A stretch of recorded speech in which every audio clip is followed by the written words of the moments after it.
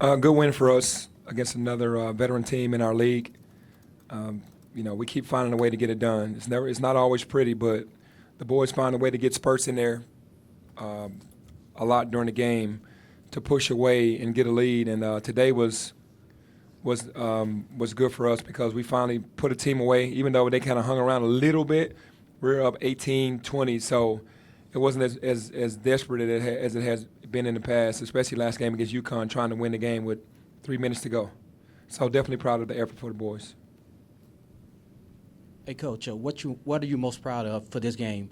The emphasis on taking care of the ball, or the emphasis on a balanced scoring attack by your team? I think both are really an emphasis for me, but I'm proud that we shared the basketball and we had 3 guys in double figures and a couple guys with 9. So that's refreshing to see that the guys are playing together and sharing the basketball. We still got to work on the turnovers a little bit more for sure.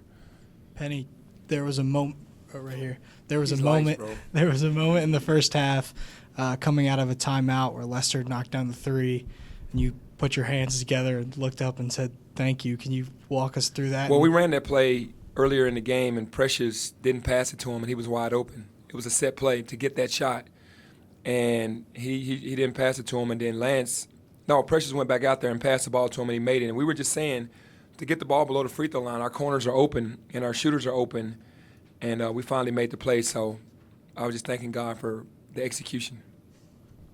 Penny back here. Do you think this was you guys' most balanced performance so far this year?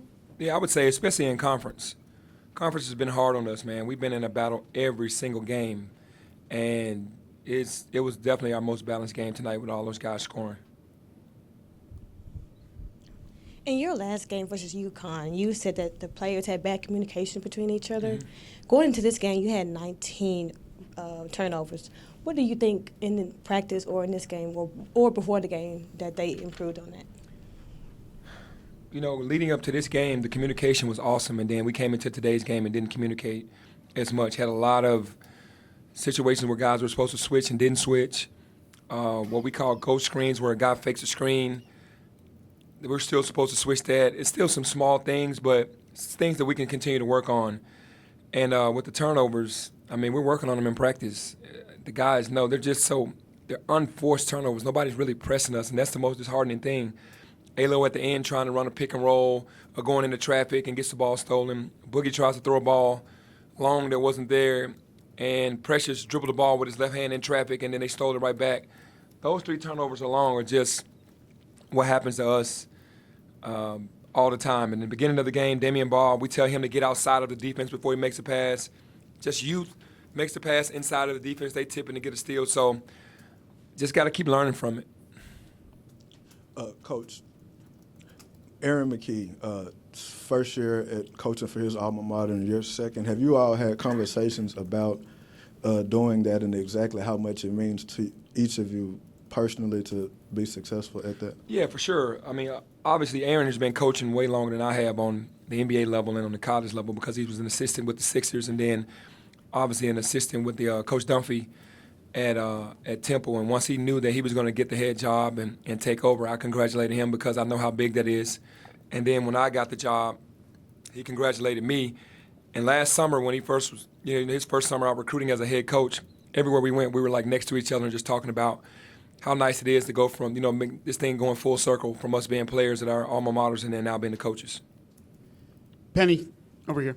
You guys did a good job on the boards. Precious gets his normal double digits, but every player had at least 2 or more rebounds. As a former really good rebounder for the guard position, can you talk about that philosophy with your guards crashing the boards to make sure they help Precious and the bigs get rebounds? Yeah, I think it's so important. We really focused on it going into the Tennessee game because we felt like they were a great offensive rebounding team, and the guards were locked in from that point for about 4 or 5 games, and then they started to get lax again. But I've been preaching for like the last month. The guards have to go rebound because their men have to get back and protect backcourt. So it's usually like 2-on-2 when it should be 5-on-2 or 4-on-2 with our guards going back. And tonight we did that. That's one thing that I told the guards before the game. We have to rebound because we didn't rebound as well in the first half against Connecticut, and they were in the game. Penny, you've been saying for a while that you've been trying to stress to the guys that every little thing matters. Precious said they're starting to buy in. Have you seen that? Have you? Yeah, they're starting to buy in because they're respecting the conference more now. I mean, these kids had no respect for the conference. I could just tell. We played Oregon, or we'll play North Carolina State, we'll play Ole Miss. You know, we play Tennessee, then they're hyped. You play a UCF or you play a Tulsa, a Temple, they don't respect the teams as much. And now the league is making them respect them, so that's why they're buying in more, because they thought it was going to be really easy, and it's been much harder than they thought. Penny, you're now one game away from finishing off the homestand with 3 straight wins. How do you keep them locked in, knowing next week is going to be huge for your tournament resume? Yeah, I think that we don't have – every game right now is a tournament game for us. That's how I'm putting it to the boys, meaning like right now it's a tournament game. You got to protect home court. You got to win your games at home. You can't be giving any more games away on your home court, and you got to go fight like hell on the road. So they understand that. They know it's late in the season. They know these are resume games coming up, and that you have to protect home court. So it's not hard to get them locked in now. They see what's going on. Hey, Coach, Temple threw a lot of different types of defenses at you. They threw the zone at you. They threw the man at you.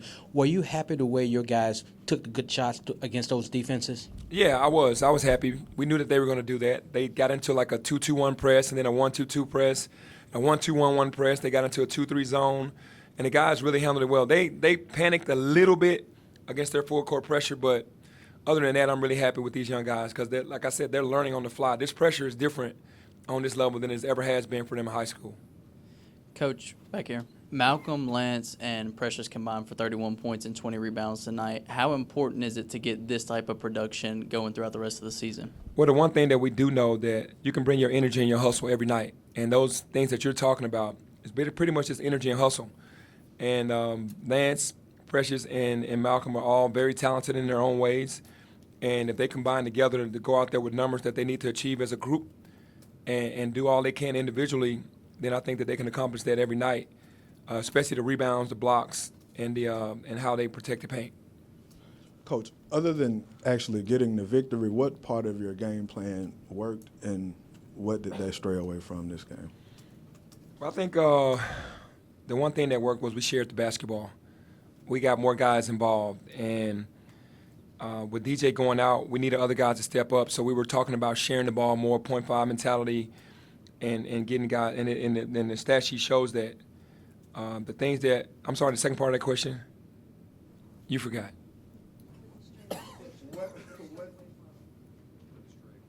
What did we stray away from? I think we kind of carried the game plan out pretty well. We knew what they were going to do, and I think the guys really locked in on the game plan. They still made some minor mistakes, but for the most part, we stayed locked in.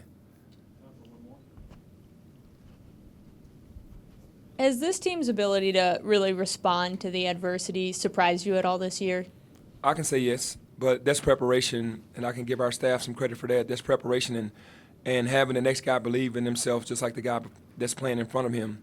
With James leaving and Lester being out early, the guys really believe, and they bonded together and won 10 in a row. With DJ going out now, the guys have won, and it's like their confidence is so high because every guy on this team feels like they can be a part of something, and we're making them believe in the system and what we're bringing to the table every night with the game plan, and they're executing that game plan. I think they're believing that if we go out and execute the game plan and share the basketball, that we can beat anybody, and that's what's happening right now.